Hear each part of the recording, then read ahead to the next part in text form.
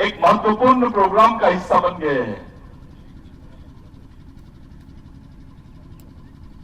ये बच्चों को जो आज बैठे हैं, शायद इनको समझ में नहीं आ रहा होगा, जो बाहर बैठे हैं उनको नहीं समझ में आ रहा होगा, लेकिन जिनको समझ में आ रहा होगा वो दिल से सोच रहा होगा कि ये काम होते रहना चाहिए, जिले जिले में होना चाहिए, गांव गांव में होना चाहिए। क्योंकि अब कोई दूसरा आदमी तुमको ऊपर से आके बचाने वाला नहीं है।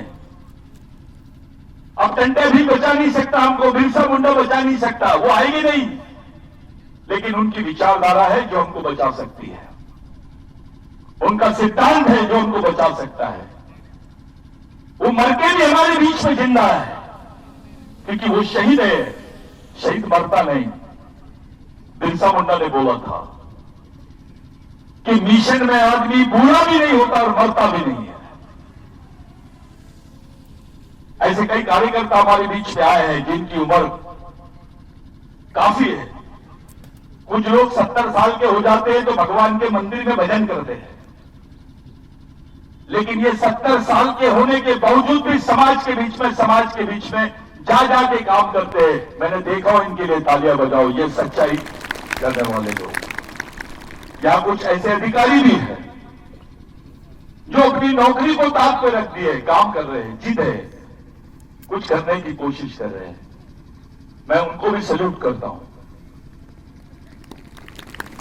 हमारे बीच में कुछ नेता भी है, विधायक भी है, बहुत उम्मीद है उससे। विधायक बनना आसान है, जवाबदारी निभाना बहुत मुश्किल है। एक नई जवाबदारी की तरफ हमको जाना पड़ेगा। साथियों, हम लोग आने वाले समय में, पिछली बार 26 जनवरी के दिन, भगवान टंटा भील के जन्मदिन के दिन, हम लोगों ने पाताल पानी में सामाजिक दीक्षा ग्रहण की, जिसकी चर्चा पूरे देश में होने लग गई थी। मीडिया ने उस बात को दबाया। वो ये सोच रहे थे कि जिसको डकैत बोला गया है, जिसको डाकू बोला गया है, उसके विचारों की दीक्षा ले रहे हैं समाज के लोग। यानी कुछ तो भी गड़बड़ है। टाइम्स ऑफ इंडिया के एक पत्रकार ने लिखा, ही वॉज नॉट ए डकैत, वो डकैत नहीं थे, he was a robin hood, वो मसीहा थे। बड़ी मुश्किल से एक आर्टिकल मेरे को पढ़ने को मिला। मध्य प्रदेश गवर्नमेंट मजबूरी में टंटा भगवान का नाम ले रही है, क्योंकि उनको मालूम है अगर ये नाम नहीं लेंगे तो अपनी विकेट चले जाएंगे। उनको मालूम है, तो कुछ राजनीतिक षड्यंत्र के तहत भगवान टंटा भील को हजम करने की तरफ जा रहे हैं। कुछ लोगों ने भगवान टंटा भील के सामने यज्ञ करने की कोशिश की, ताकि आदिवासियों को बताया जाए कि भगवान टंटा भील यज्ञ करता था। शायद मैं आपको बता दूं, जॉन ब्रिटेन करके एक अंग्रेजी अफसर था, उसने अपनी एक बुक में लिखा है कि जहां जहां टंटा भगवान का आंदोलन था, वहां वहां कोई पंडा दिखाई नहीं देता था। कोई मंदिर थे, लेकिन मंदिर भी किसी ऐसे मॉडर्न मंदिर नहीं थे, आदिवासी मंदिर थे। एक पत्थर है, कोई झाड़ है, उसी के आगे लोग बैठे हैं, कहीं बागदेव है, तो कहीं नाग का मंदिर है, बस इतना ही दिखाई देता। वो सर्वे में है।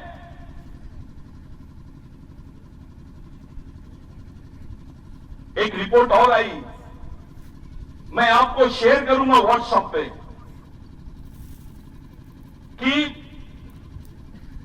जो फेस सर्जरी होती है, आप लोग जानते हो, अपने चेहरे की भी सर्जरी होती है। भगवान टंटा भील ने एक उच्च वर्णीय ब्राह्मण की नाक काट दी थी, क्योंकि उसने एक आदिवासी महिला को सती कराने का आदेश दिया था। शायद आप लोगों को मालूम नहीं, हमारी मां बहनों को ब्लाउज पहनने की भी परमिशन नहीं थी, अपना ब्लाउज पहनने की भी परमिशन नहीं थी, उसके ऊपर टैक्स लगता था।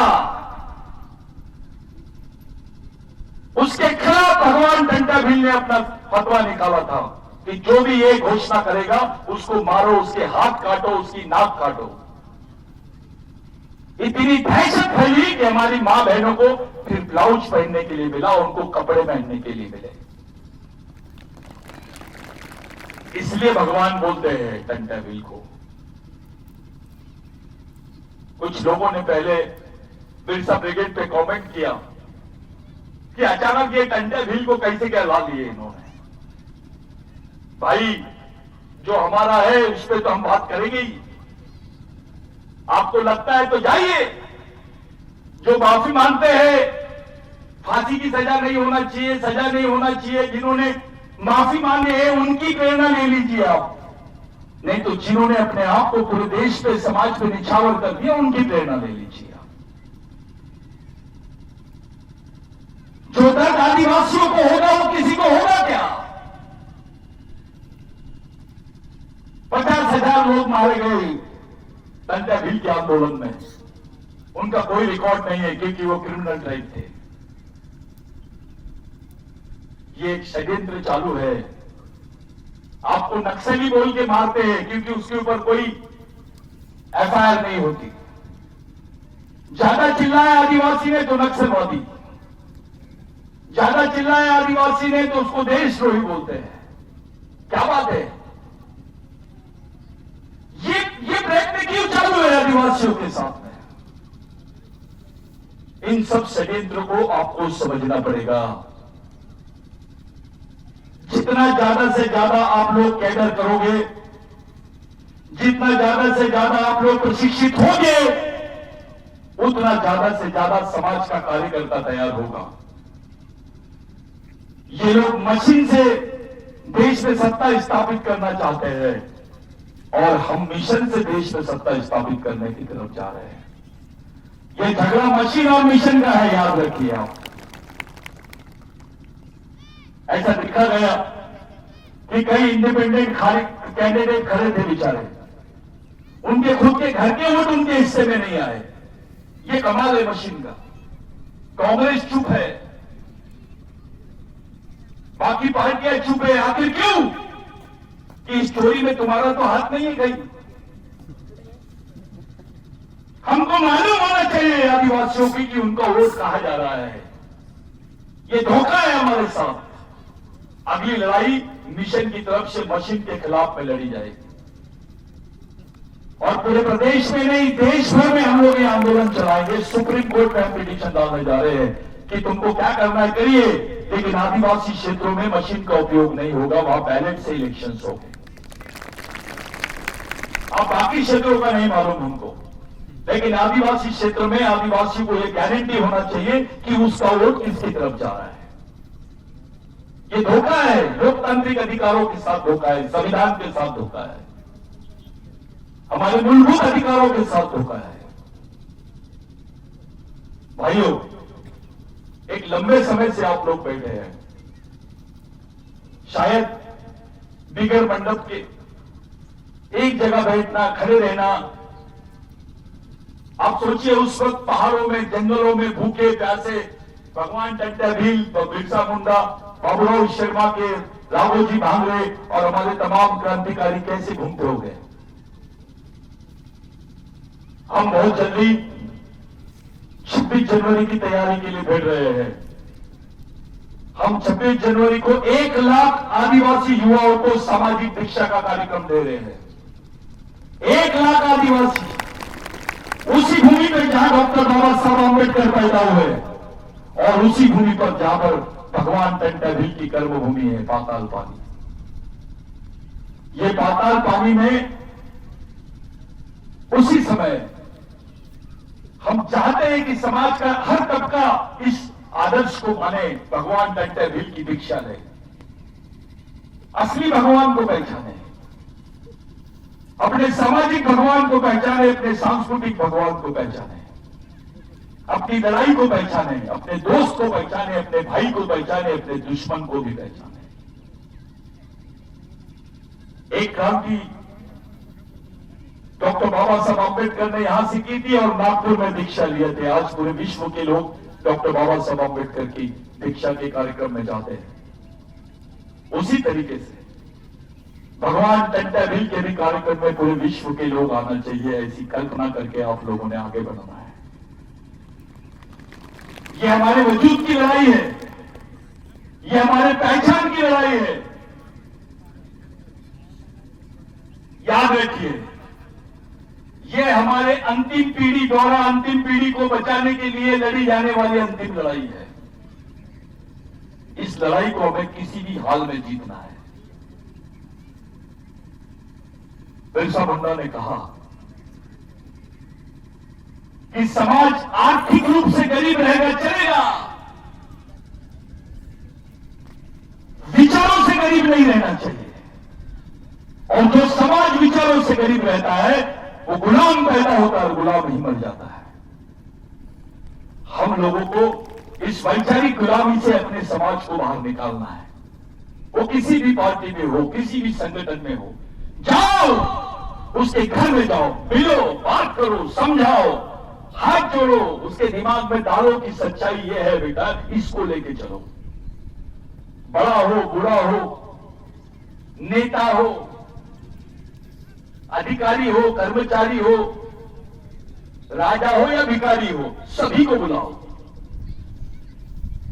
क्योंकि ये समाज का आंदोलन है। समाज के सामने सब समान है, चाहे मजदूर हो या ऑफिसर हो या नेता हो, मंत्री हो, समाज सबसे बड़ा है। आप लोग इस क्रांतिकारी मिशन के साक्षी है। आप बहुत बड़ा काम कर रहे हैं, मैं आपको सैल्यूट करता हूं। जो कैडेट्स यहां पे काम कर रहे हैं, इनकी जो टीम काम कर रही है, मैं उसको भी सैल्यूट करता हूं। लेकिन हमारी एक इच्छा है कि जैसे आज ये 5000 लड़के बैठे हैं, वैसे 26 जनवरी के दिन 1 लाख आदिवासी बच्चे बैठना चाहिए, इसी ड्रेस में, इसी शिस्तबद्ध तरीके से, इसी डिसिप्लिन में। और ये वर्ल्ड में मैसेज जाना चाहिए कि 1 लाख आदिवासियों ने, 1 लाख आदिवासी सैनिकों ने भगवान टंट्या भील की दीक्षा ली है। ऐसे आबा बाबा आते हैं तो 5-5 लाख जाते हैं, ट्रक भर भर के जाते हैं, ऊपर भी टीका लगाते हैं, नीचे भी टीका लगाते हैं। अबे क्या मिलता है? ये है ना बाबा, रेडीमेड दे देना, ओरिजिनल बाबा दे देना, तेरे को जमीन देने वाला बाबा दे देना, तेरे को जन्म देने वाला बाबा दे देना, तेरे को अधिकार देने वाला बाबा दे देना, तेरे को नौकरी देने वाला बाबा दे दे, तेरे को पहचान देने वाला बाबा दे। और कौन सा बाबा होना? इससे बड़ा बाबा है क्या? अंबेडकर बाबा, उनकी मां भी भगवान टंट्या भील बनाती थी बाबा साहब को बचपन में। भगवान टंट्या भील से बाबा साहब अंबेडकर ने भी प्रेरणा लिया है। भगवान टंट्या भील से बिरसा मुंडा ने प्रेरणा लिया है। जब 12 साल की उम्र में, 13 साल की उम्र में बिरसा मुंडा थे, तब ब्रिटिश टाइम्स में, अखबार में एक आर्टिकल आया कि Robin Hood is no more, he is caught by the British and police. Robin Hood अब नहीं रहा, उसको पकड़ लिया गया है और अभी वो हैंगओवर होने वाले, यानी फांसी लगने वाली है। जब भगवान बिरसा मुंडा ने उसको पढ़ा तो उन्होंने वही प्रण किया, उस लाइब्रेरी में प्रण किया कि मैं टंट्या भील का अधूरा काम पूरा करूंगा। और वो भी 24 साल की उम्र में शहीद हो गया भगवान टंट्या भील के लिए। और वो काम करके गया कि हमारे राजाओं ने नहीं किया, हमारे भगवानों ने भी नहीं किया, वो काम किए हैं इन लोगों ने। ओरिजिनल भगवान ये है। टंट्या भील ने नहीं बोला मैं हिंदू हूं, बिरसा मुंडा ने नहीं बोला मैं हिंदू हूं, राघोजी भांगड़े ने नहीं बोला मैं हिंदू हूं, बाबूराव शर्मा के ने नहीं बोला मैं हिंदू हूं। तू तो इनसे बड़ा हो गया बे। वाह, हिंदू हूं बोलने से ज्यादा महत्व नहीं बढ़ेगा तेरा। आदिवासी हूं ये बोल। जिस समय तू आदिवासी बोलता है तो देश का मालिक बन जाता है। इस इस देश का पहला नागरिक बनता है, यहां की जल जमीन जंगल का दावेदार बनता है। अपने सामाजिक स्वाभिमान की बात करो। आदिवासी हिंदू धर्म के खिलाफ में नहीं है, मुस्लिम धर्म के खिलाफ में नहीं है, क्रिश्चियन धर्म का दुनिया के किसी धर्म के खिलाफ में आदिवासी हो ही नहीं सकता, क्योंकि आदिवासी किसी से बैर रखता ही नहीं है। लेकिन जहां हमको अपमानित करने की बात आती है, जहां हमको परिभाषित करने की बात आती है, तो इस देश में षड्यंत्र चलता है। साथियों, जाते जाते एक बात आपके कान में डाल के जाना चाहता हूं। अभी भगवान राम का मंदिर का उद्घाटन होने वाला है। सुप्रीम कोर्ट का आदेश आया था कि भगवान राम यहां पैदा हुए तो देश के प्रधानमंत्री और देश की सरकार भगवान राम का मंदिर बना रहे हैं। हमको खुशी है, बहुत अच्छी बात है, आपने कोर्ट के आदेश का पालन किया। अरे इस देश के सुप्रीम कोर्ट ने बोला है कि आदिवासी इस देश के मूल मालिक है, उनको मूल मालिक होने का दर्जा मिलना चाहिए। और इस देश की सरकार और प्रत्येक नागरिक का कर्तव्य है कि आदिवासियों को उनके प्रथम नागरिक होने का सम्मान देना ही चाहिए। सरकार क्यों नहीं बोल रही है इस पर?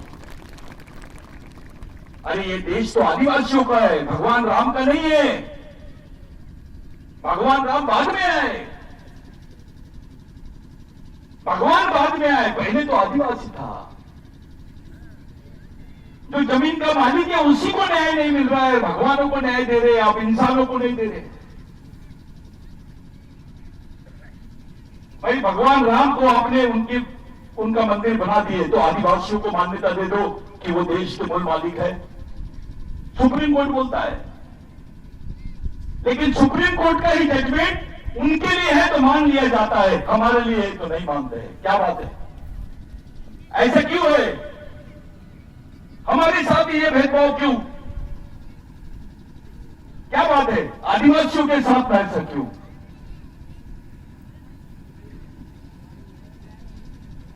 ये सरकार ना बैकलॉग निकालती है, ना बाकी सब चीजें। मैं पेपर में पढ़ा कि लाडली बहना के नाम पर यह सरकार आई है। ऐसा आप लोगों ने भी पढ़ा होगा कि ये जो सरकार आई है लाडली बहना के नाम पर आई है। लेकिन मैंने ये सुना है कि 1,25,000 आदिवासी लड़कियां प्रदेश से गायब है। लाडली बहना के नाम पे इलेक्शन हुआ, सरकार बन गई, मान्य है। लेकिन प्रदेश की 1 लाख आदिवासी लड़कियां, 1,25,000 आदिवासी लड़कियां गायब है मध्य प्रदेश से। वो मर गई है या बेचा गया या काट के फेंक दिया गया, कोई पता नहीं रहा उसके बारे में। सब लोग लाडली बहना की बंसरी बजा रहे हैं और हमारे आदिवासी उसमें शामिल है। अब तुम्हारी 1,25,000 मां बहनें हैं ना, एक उच्च वर्णीय महिला के साथ, हमारी बहन के साथ कुछ होता है तो देश में आग लग जाती है। 1,25,000 आदिवासी लड़कियां मध्य प्रदेश से गायब है, कोई बात नहीं करता उसमें कुछ। बस एक बार प्रश्न आया, उसके बाद इसको दबा दिया गया। क्या कर रहे हैं हमारे नेता? आप लोग बोल रहे थे नेता बनाओ, वो तो मुंह भी नहीं खोलते वहां पर, चुपचाप बैठे रहते बंदर के जैसे। बुरा नहीं सुनना, बुरा नहीं बोलना और बुरा नहीं देखना, मुख के बहरे जैसी स्थिति है। एक आदिवासी नेता ने पार्लियामेंट में कुछ नहीं बोला, एक आदिवासी नेता ने मध्य प्रदेश की विधानसभा में कुछ नहीं बोला। वो किसी भी पार्टी का रहे, मामला समाज का है। कुछ हीरो बनते हैं, बड़े संगठन का होने का दावा करते हैं। अबे किसने मना किया था तुमको वहां पर प्रश्न पूछने के लिए? क्यों तुमको बुरा नहीं लगा? 1,25,000 आदिवासी परिवार अपने बच्चियों को खोज रहा है कि वो मर गई है, जिंदा है, सरकार कुछ बोलने के लिए तैयार नहीं। ये बड़ा प्रश्न नहीं बना, लेकिन लाडली बहना का प्रश्न इतना बड़ा बन गया कि सब सरकार जीत के आ गई। 1,25,000 का प्रश्न बनता तो सरकार गिर जाती। आप लोग सामाजिक सब्जेक्ट पे विषय पे बात करना सीखे, अपने सामाजिक विषयों को चर्चा करें, अपने क्षेत्रों में शिविरों का आयोजन करें, अपने बच्चों को समझाए, अपने भाइयों को समझाए। विद्यार्थियों को एक बात ध्यान में रखनी चाहिए, आपके जीवन में 2 चीजें शामिल करो, एक है पढ़ना और दूसरा है लड़ना। अगर आप पढ़े और लड़े नहीं तो भी गए, लड़े और पढ़े नहीं तो भी गए। आपको पढ़ना और लड़ना दोनों साथ में रखना पड़ेगा अगर आप जिंदा रहना चाहते हो इस देश में, नहीं तो आपके लिए कुछ नहीं है। मध्य प्रदेश के हर एक घर के बाद दूसरा घर जो है आदिवासी का है, वो आदिवासी कोई और नहीं, मजदूर है। और वो मजदूर नहीं है, मजबूर भी है। काम नहीं है तो भीख मांग रहे हैं आदिवासी। मैंने एक आंदोलन देखा हूं मध्य प्रदेश में, मेरे को बहुत शर्म आई। अभी महाराष्ट्र में भी हुआ वही आंदोलन आदिवासियों का। वो भीख मांगने का लाइसेंस मांग रहे थे। क्या मांग रहे थे? भीख मांगने का लाइसेंस मांग रहे थे कि हमको भीख मांगने दो, नहीं तो ये लोग सड़क से भी उठा देते हैं हमको। ये हालत होगी आदिवासियों। कौन सोचेगा? कौन सोचेगा आपके समाज के बारे में? आपको ही सोचना पड़ेगा, हमको ही सोचना पड़ेगा। और ये सब लोग मिलेंगे, मिलकर सोचेंगे, एक वैचारिक आंदोलन इस समाज में खड़ा करेंगे अपने आप को बचाने के लिए। हम किसी के खिलाफ में नहीं है, हम अपने फेवर में हैं, अपने समाज के पक्ष में हैं। आप लोग एक सैनिक हो, एक सैनिक की भांति आप लोगों का व्यवहार रहना चाहिए। आपके दिमाग में डर नहीं दिखना चाहिए, आपके दिमाग में शर्म नहीं दिखनी चाहिए, आपके दिमाग में किसी भी टाइप का शर्म, किसी भी टाइप का डर और किसी भी टाइप का भय दिखना नहीं चाहिए। आपके दिमाग में एक आत्मविश्वास दिखना चाहिए, चेहरे पे आत्मविश्वास दिखना चाहिए, एक कॉन्फिडेंस दिखना चाहिए। क्योंकि दुश्मन आपको कंफ्यूज करता है, आपको अपने लोगों को कंफर्म करना है, कंफ्यूज से कंफर्म की तरफ लेके जाना है। उसको जो ये लोगों ने संक्रमित कर दिया है, उसके दिमाग को कंफ्यूज कर दिए, भ्रमित कर दिया है, उसको जागरूक करना है आपको।